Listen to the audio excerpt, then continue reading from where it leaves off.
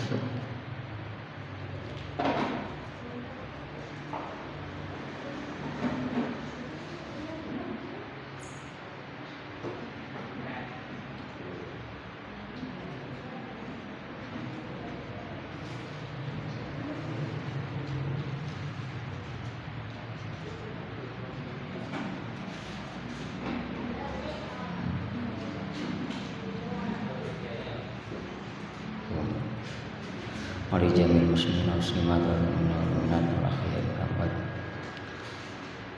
Al-Fatihah. A'udzubillahi minasyaitonir rajim. Bismillahirrahmanirrahim. Alhamdulillahirabbil alamin arrahmanir rahim maliki yaumiddin. Iyyaka na'budu wa iyyaka nasta'in ihdinas siratal mustaqim siratal ladzina an'amta 'alaihim.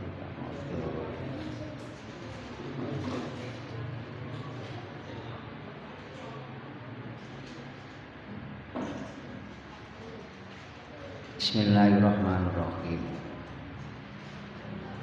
Hadis kalau ini wa an Umar bin Khattab radhiyallahu anhu qala sami'tu sapa ingsun Rasulullah sallallahu alaihi wasallam yaqulu ingkang dawuh sapa Kanjeng Nabi innamal a'malu ayyusni utai propro ngamal iku bin niyati. Innamal a'malu ayyusni utawi sae propro amal iku bin niyati den gantungaken kelawan propro niat. Wa innama likulli mri'in lan angin mestine iku tetep keduwe saben-saben awak-awakan. Ma utawi perkara nawa kang niat sapa imri'in. Seteruse paman kanat hijratu ilallahi wa rasulihi fa hijratu ilallahi wa rasulihi. Paman mongko ta sapane wong iku kanat ana apa hijratu hijraiman iku ilallahi maring Gusti Allah tujuan krana Allah wa rasulihi lan utusane Allah. Fa hijratu mongko ta hijraiman iku ilallahi den bali maring Allah wa rasulihi lan utusane Allah. Suwalihe waman taisapane wong kanat ana apa hijratu hijraiman iku lidunyan krana dunia yusibuha kang bakal mekenani sapa man ing dunya awim raatin utawa krana wong wadon yang ihwa kang bakal nikahi sapa man ha ing roah. Wa hijratu mongko ta hijraiman iku ilama maring perkara hajaro kang hijrah sapa man ilahi maring man. Kalau ini sampun dipun dawuhaken bahwa innamal a'malu binniyat. Semua amal sah dan tidaknya harus disertai dengan niat. Sehingga niat menjadi bagian yang tidak terpisahkan dari amal. Meskipun ada khilaf di antara ulama, niat itu apakah termasuk rukun ataukah termasuk syarat. Tapi paling tidak niat menjadi sesuatu yang harus disertakan dalam amal-amal yang memang membutuhkan niat. Terus kalau ini wa innama likulli imri'in ma nawa, bagi seorang sesuai dengan apa yang diniati. Nah, saat ini hadis terusé faman kanat hijratuhu. Hadis terusé niku penjabaran atau kelanjutan saking wa innama likulli imri'in ma nawa. Cara fae niku diarani fa tafrek. Kalau bagi seseorang baik dan buruk, manfaat maupun tidaknya sesuai dengan niat, maka faman kanat hijratu ilallahi wa rasulih fa hijratu ilallahi wa rasulih. Barang siapa hijrah kepada hijrahnya kepada Allah dan Rasulnya, hijrahnya tujuannya memenuhi panggilan Allah dan memenuhi panggilan Rasulnya, wa hijratu ilallahi wa rasulih, maka hijrahnya ya kembali kepada Allah dan Rasulnya.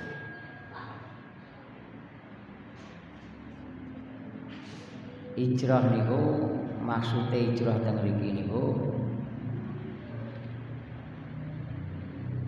berpindah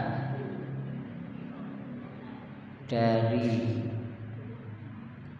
baladul kufar, darul kufar, dari tempat yang memang menjadi kekuasaan dan wilayah orang kafir, kemudian berpindah ke tempat yang lain yang tidak berada dalam kekuasaan atau wilayah orang lain.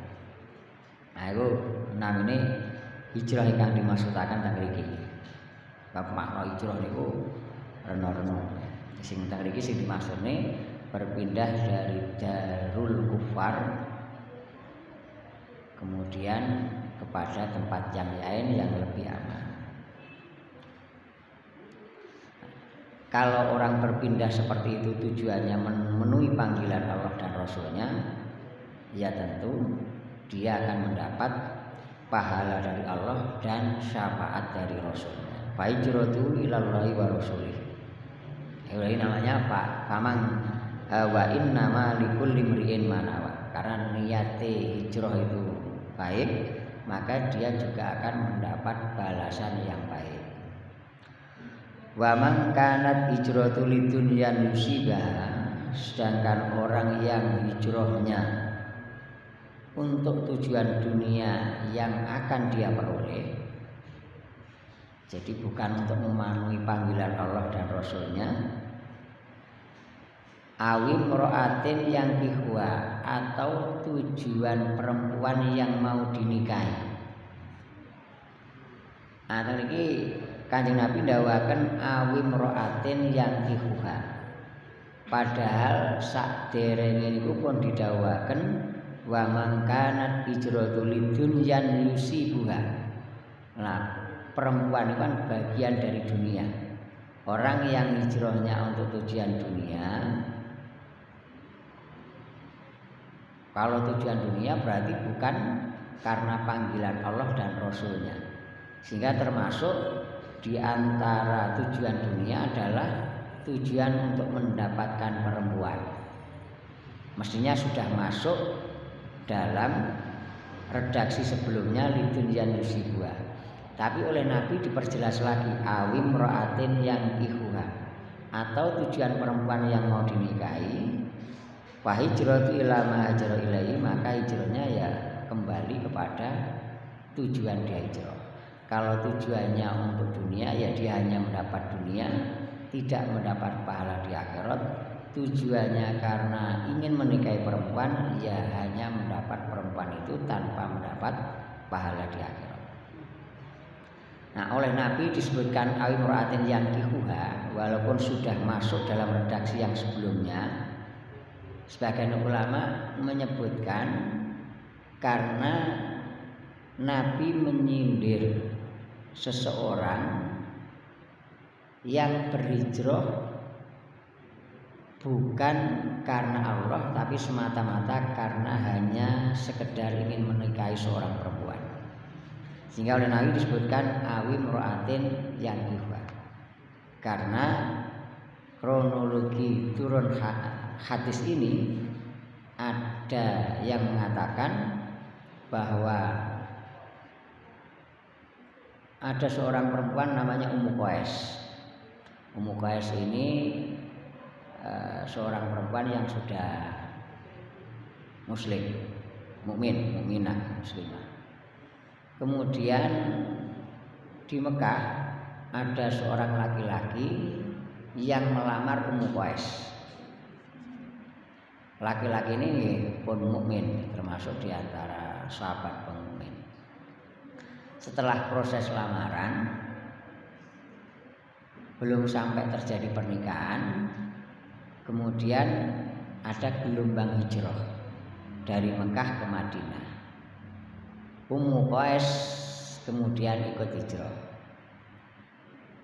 Dan dia mengatakan kepada orang yang melamar itu, yang kemudian biasa disebut dengan muhajir Ummu Qais, orang yang hijrah karena Ummu Qais.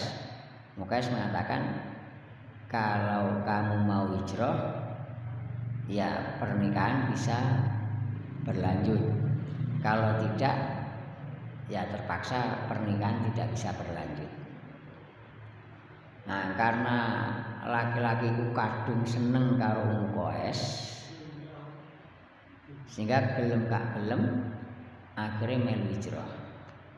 Sehingga dorongan dia hijrah semata-mata karena sekedar ingin bisa menikahi Ummu Qais, bukan karena panggilan Rasul dan bukan karena panggilan Allah.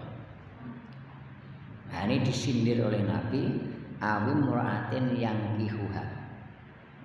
Kalau tujuannya semata-mata dunia seperti itu, maka dia tidak mendapat pahala akhirat, dia hanya mendapat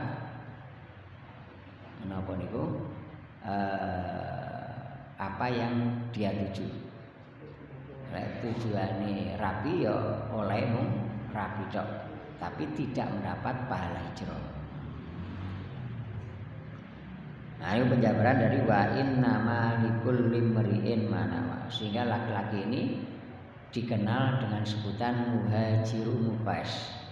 Jadi olok-olokan orang yang hijrah semata-mata karena Ummu Qais.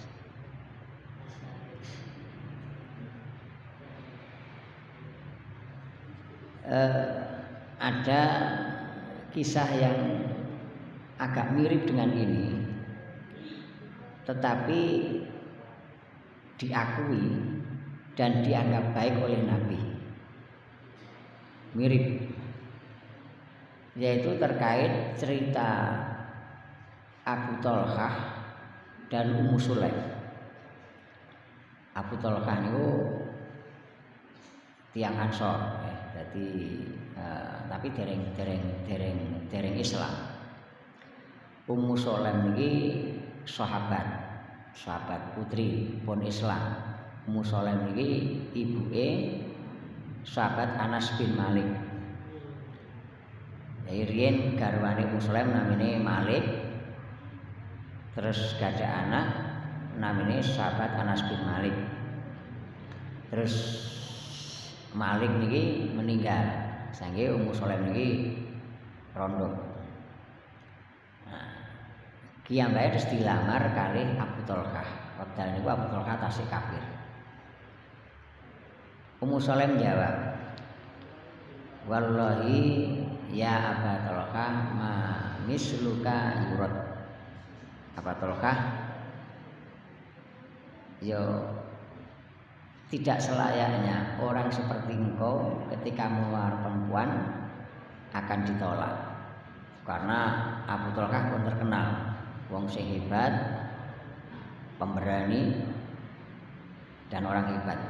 Sehingga ngelamar wong wedok perempuan akan sulit untuk menolaknya. Tapi Ummu Sulaim kemudian melanjutkan, walakinnaka rajulun kafirun wa ana imra'atun muslimatun.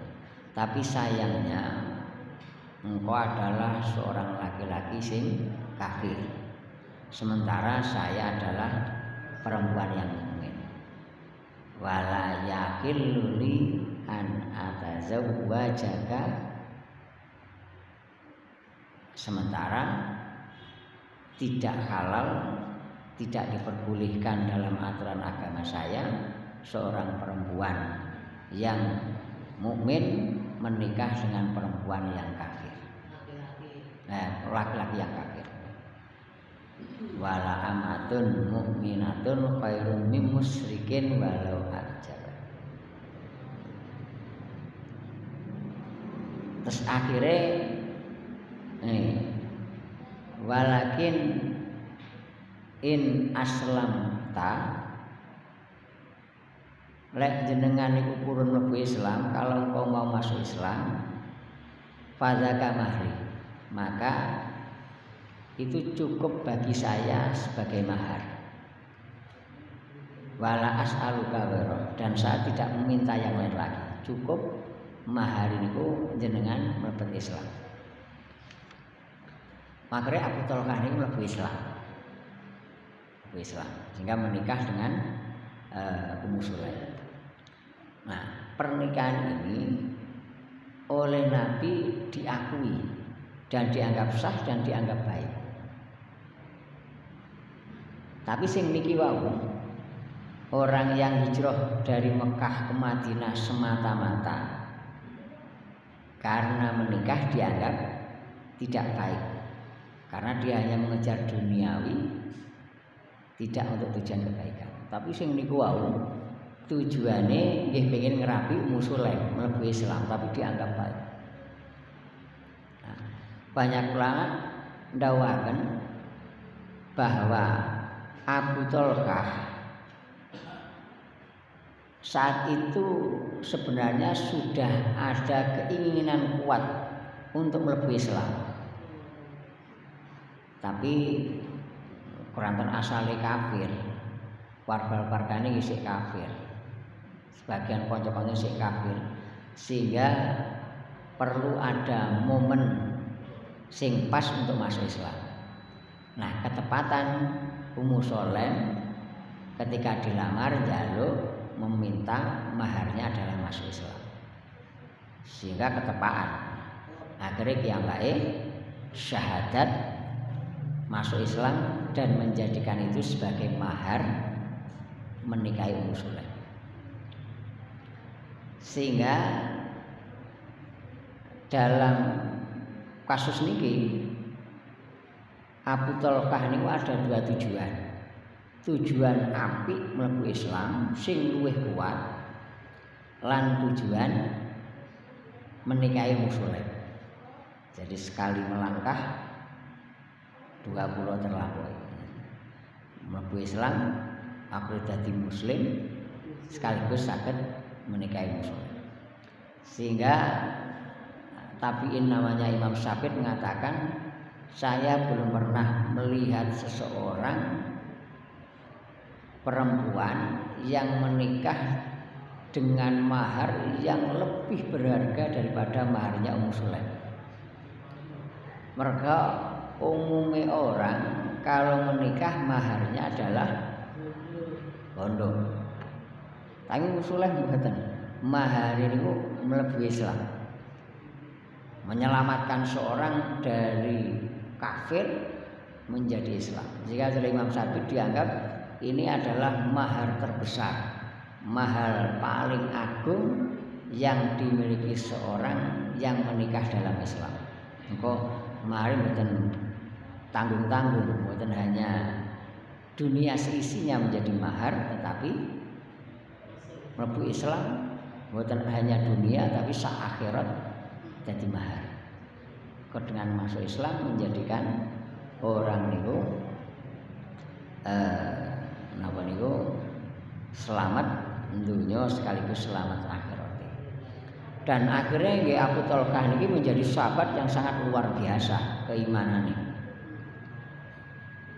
Sebagian ulama dawakan ketika perang Uhud, ini kan wong Islam terdesak kalah, sehingga yang Islam pasukannya podo melayu, tersisa namung 11. Enten kang dawakan 13. Nah, di antaranya Abu Thalhah. Bahkan menurut riwayat Abu Thalhah ini satu-satunya sahabat sing boten terpisah meskipun hanya sedetik saking sandingi Kanjeng Nabi.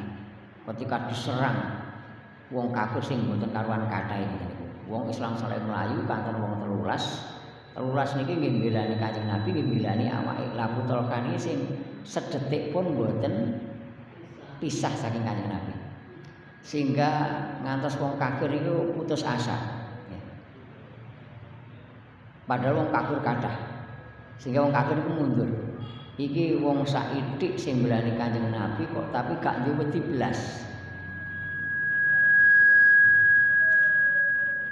Ora enak duwe wedi blas. Sehingga akhirnya wong kafir niku suwi-suwi malih mundur. Mboten nerusne nyerang teng Kanjeng Nabi. Kaya walau bagaimanapun wong perang niku mesti wedi mati. Wong apa wong kafir. Wong kafir kok ora duwe tujuan akhirat, sehingga lek perang nggih wedi mati. Nah, wong 13 sing mbelani Kanjeng Nabi niku mboten wedi mati blas. Sehingga saya wong kafir niku mesti wedi. Iku wong perang kok ora enek wedi mati. Sehingga walaupun wong kafir niku kathah akhire sami kalian kados perang napa nika 10 November nika nggih. Bung Tomo nika arek-arek Swarga, arek-arek napa niku Surabaya sing nyerang musuh tentara iki sing barisane lengkap nggo bedil. Arek-arek Swarga ditembaki padha mati ning mboten enek sing wedi. Sing nyambune panggah maju mawon. Sehingga nek pasukan Inggris iku kewalahan. Iki pasukan kok ora enek ndi wedine. Wis akeh sing mati ditembak kok panggah teko terus. Nah, suasana perang Uhud ngoten niku. Wong kafir sing kathah nyerang, Kanjeng Nabi namung dibelani wong 13 tok niki. Sisi akhir wong kafir iku kewalahan. Mergo wong 13 niki perangi wong sing kaya ora duwe wedi mati blas. Sisi wong kafir minder piyambak, akhire perangi leren. Ning dalam sejarah dalam perang Uhud nggih termasuk di antara perang sing Islam itu kalah. Engko korbane ngantos 70. Sementara wong kafir korbane namung las-lasan mawon. 70 lebih termasuk Sayyidina Hamzah. Nah ini Abu Thalhah. Nah, mergo ngeten iki sehingga Imam Ghazali niku ndawuhaken ketika orang melakukan sesuatu yang ada tujuan akhirat dan ada tujuan dunia niku didelok-delok. Bahkan ulama ndawuhaken di persentase. Oke tujuan akhirate napa oke tujuan duniane. Lek oke tujuan akhirate nggih berarti dianggap apik sian. Lek oke tujuan duniane nggih berarti dianggap elek. Nah, Abu Thalhah mlebu Islam niki dua niat, siji pancen ngang pengen mlebu Islam, kedua sekaligus saged ngrabi Ummu Sulaim. Sehingga niki termasuk dianggap tujuan sing sae. Mergo bais sing mendorong mlebu Islam luwih kuat daripada sekedar menikahi Ummu Sulaim. Nah, lek sing teng Muhajir Ummu Qais niki mboten.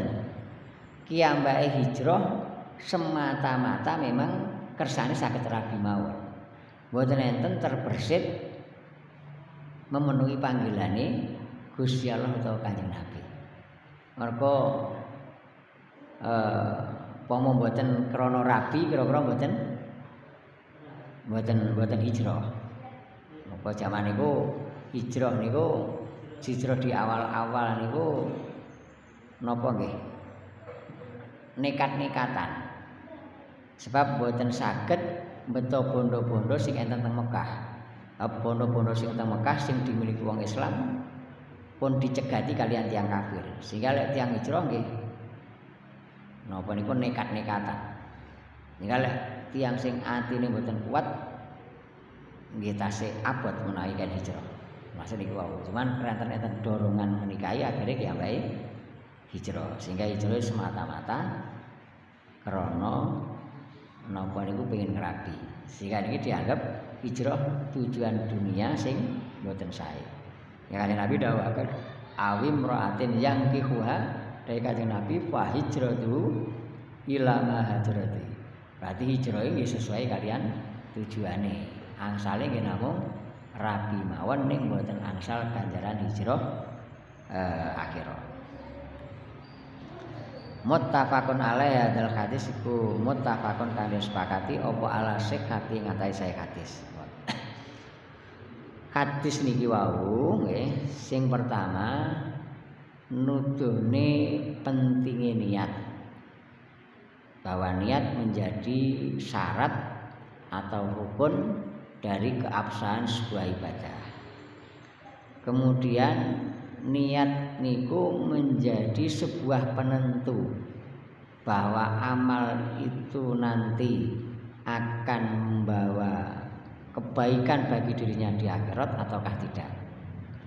Sehingga teng hadis rintu Kanjeng Nabi dawuhaken niatul mukmin ablagu min amalihi. Enten sing khairun min amalihi. Wa niatul kafir ablagu min amali. Enten sing wa niatul kafir khairun syarrun min amali. Niat orang mukmin itu lebih baik daripada amalnya. Enten sing ablagu. Ablagu niku lebih kuat daripada sekedar amal. Lebih napa nggih? Lebih luas jangkauane daripada sekedar amal. Artinya ada beberapa amal sing bisa dilaksanakan dengan niat tapi dereng mesti mungkin saged dilakoni menawi hanya sekedar amal. Atur ngeten riyen zaman Bani Israil niku enten tiyang sing napa nggih? Tiyang sing mboten pati gadah. Kamane ya rada melarat.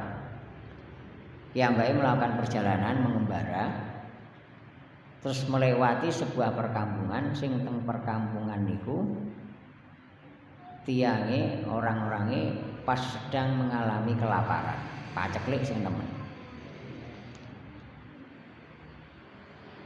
Saking welase sehingga laki-laki sing melihat niku ngendika teng atine ndonga teng Gusti Allah, ya Allah, seandainya bukit pasir sing ageng sak monten niku berubah menjadi gandum, mesti akan saya dermakan, saya sedekahkan pada orang-orang penduduk kampung ini. Oh gak mentolus padha keluwen kabeh. Lah ki ambek dhewe arep nyumbang, wong ki awake dhewe nggih musafir mboten betul napa-napa. Sehingga batin teng atine ngoten niku, ya Allah, umpama bukit gunung sing teng cedhak kampung niku dadi gandum, mesti bakal kula paringi teng penduduk kampung niku. Mantun niku enten nabi zaman Bani Israil sing ngipi didhawuhi Gusti Allah. Omong ana wong sing jenenge iki saiki nyang daerah iki kuwi amale diterima Allah. Amale gedene sakmene. Sing nabi niku ngumun, kowe iki mesti bayangane wonge sugih gak karu-karuan. Kok iso duwe ganjaran sedekah gandum sing kathahe sak monten iki mboten konglomerat sing kelas atas mboten saged sedekah ngoten niku. Makanya dipatosi tiyang. Bahasan ketemu ternyata wonge ya rada gembel. Sehingga batin iki ngipi kuwi tenan apa ora. Wong yang ngipi kok tiyang niku sing jenenge iki wong iki ganjarane gedene sak monten. Lah wonge kok ya ora sugih, biasa-biasa mawon. Akhire tiyang iki takoki, "Kowe ndek cerita apa? Kok aku sampai ngipi sing aneh?" Tiyang niku cerita, "Wau wingi kula ngliwati sebuah perkampungan, seteng riku tiyange kelaparan kabeh. Kula ajeng bantu nggih boten saged, kula boten napa-napa. Akhir kula batin ndonga teng Gusti Allah, ya Allah, umpama gunung sing teng sekitar kampung niku berubah jadi gandum, pasti akan saya sedekahkan." Wah ini kancane Nabi nih, oh ya iku berarti. Wah ini kan niku Kanjeng Nabi ndawaken niatul mukmin ablaghu min amali. Niate wong mukmin kadang luweh napa hebat tinimbangane amale. Umpama tiyang niku wau nggih gadah gandum saestu sing kathahe sak monten. Dereng mesti mungkin kabeh sedekahne. Sehingga umpama duwe tenanan sak monten mungkin mawon nggih dereng mesti disedekahne kabeh, mesti si enek sing disimpen. Ning niki wau kan namung niat mawon. Niat kan saged pomo sak gunung yo jadi gandum tak sedekahne kabeh. Saking ikhlase ndongane pas. Nah niku berarti kan niat niku pengaruhe luwih kuat daripada sekedar amal. Kok durung tahu enek wong sing ngamal sedekah gandum sing kathahe kados tiyang niku wau. Tapi tiyang niki wau mboten gadah gandum ning oleh ganjaran sedekah gandum sing kathahe sak monten niku mergo niat sing apik. Yang nyawaken niatul mukmin ablaghu min amali. Tapi suwalike wa niatul kafir ablaghu min amali. Suwalike niate wong kafir nggih luwih ngenes timbangane sekedar amale. Wong kafir niku uripe nyang donya nggih rata-rata kan ya kaya umume wong-wong. Ya 20 tahun atau 70 tahun sing ngantek punjul 100 tahun kan diarah. Ning benjing teng akhirat disiksane sak lawase. Mestine kan lek kafire 100 tahun ya nyang neraka kan nggih 100 tahun. Tapi nyang neraka selawase. Mergo napa? Ketika dhek kafir ngantek mati mboten taubat, berarti teng atine kan tasik wonten umpama urip ya panggah kafir. Wong mboten enten niat mukmin. Nah diarani wa niyatul kafir syarrun min amali.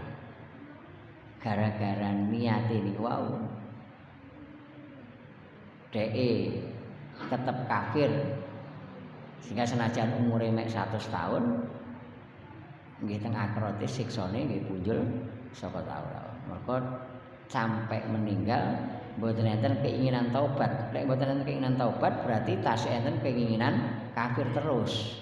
Sehingga kaya-kaya pomo urip 1000 tahun ya pangkat tetep kafir, moko arep mati mboten enten keinginan taubat, mboten enten keinginan mlebu Islam. Sehingga diarani wa niyatul kafir syarrun utawa ablaghu min amali. Wong mukmin bisa. Sami wong mukmin iku amale apik uripe ya mek 20 tahun. Mestine cara nyang swarga ya paling gak ya 20 tahun. Nggih. Mergo wong uripe mek 20 tahun, kudune nyang swarga ya 20 tahun. Tapi teng swarga selawase. Mergo lek wong mukmin ngantek mati niku kiambake mboten kufur, berarti teng atine tasih enten keinginan tetep mukmin. Berarti enten niat tetap menjadi wong sing mukmin, wong sing muslim. Sehingga balasane teng swarga nggih sewalase. Niatul mukmin ablaghu min amalihi. Amale niku mek 20 tahun. Ning balasane yang akhirat selawase. Mergo lek wong mukmin mati meninggal ya tetap ada keinginan dalam keadaan mukmin selawase. Buktine ngantek mati ya ora murtad. Ariyo wa inna ma likulli imri'in manawa sing wonten teng hadis menika. Itu penting. Sehingga mek teng kitab-kitab niku didhawaken enten seorang waliullah sing lara wis nemen ya. Sakit wis terus saniki stroke lah. Wis gak iso apa-apa. Hanya berbaring di tempat tidur. Kemudian disambangi, dikunjungi oleh murid-murid dan beberapa sahabat-sahabatnya. Ketika dikunjungi sang waliullah mau sing berbaring ngendika, "Unwu bina hajjan, unwu bina umrotan, unwu bina jihadan lan saterusé. Ayo niat haji, ayo niat umroh, ayo niat jihad, ayo niat itikaf lan saterusé." Nah, sing nyambangi bingung. Wah, kok niat haji, niat jihad, niat umroh, jenengane pun stroke. Arek nyang dhuwur amben. Kok dadak niat arep haji, niat jihad lan saterusé. Nah, dawuhe wali niku ora ngono gitu.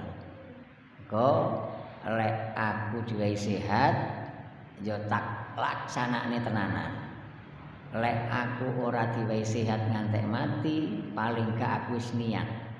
Sehingga karo Gusti Allah wis dicatet niatku. Mengko niatul mukmin ablagu min amali. Ya terus kala wingi kathah mijing tiyang sing nrimo buku catatan amal, banyak amal yang tidak dia lakukan tetapi ternyata mriku kathah catatan maka pengaruh niat.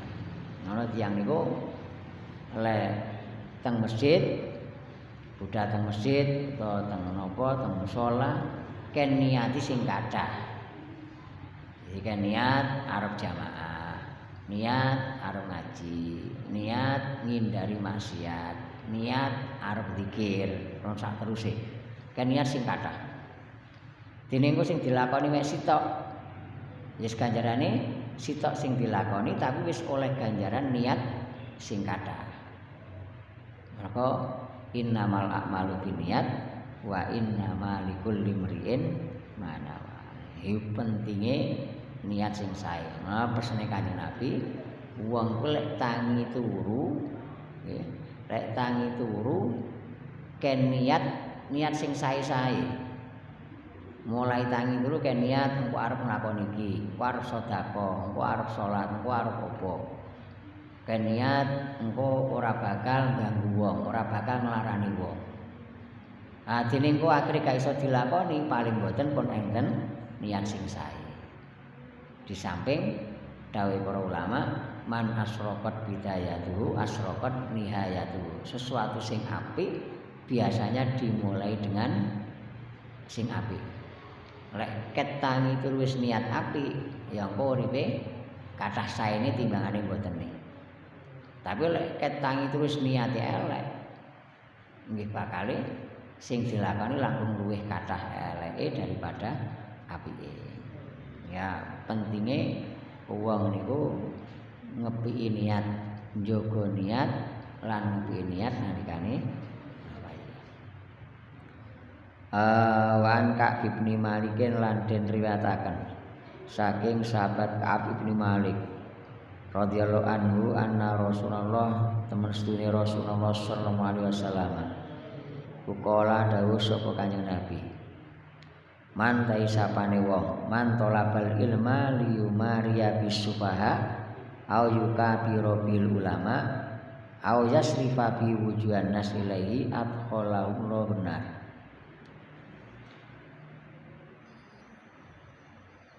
Hadis niki karepe ngilikne wong bahwa betul wong golek ilmu, orang mencari ilmu niku ganjarane luar biasa, mulyane luar biasa, derajate dhuwure niku mboten karo-karuan. nanging menawi niate golek ilmu niku sae. Lek niate golek ilmu mboten sae, nggih akibate nggih mboten karo-karuan. Dikala wau wingi pun didhawuhane tentang utamane wong golek ilmu. Bener bahwa orang mencari ilmu derajatnya sangat luar biasa. Tapi ketika memang tujuan ini tujuan sing sae. Lek tujuane mboten sae niku dadi madharat kagem piyambake. Mawon sangene ten iki, mantai sapane wong iku tolaba murih sapa man al ilma ilmu tujuane liumaria karena yen to madoni sapa man bi kelawan ilmu as-sufaha ing mereka kang kudu wong sing golek ilmu tujuannya untuk membodohi orang-orang.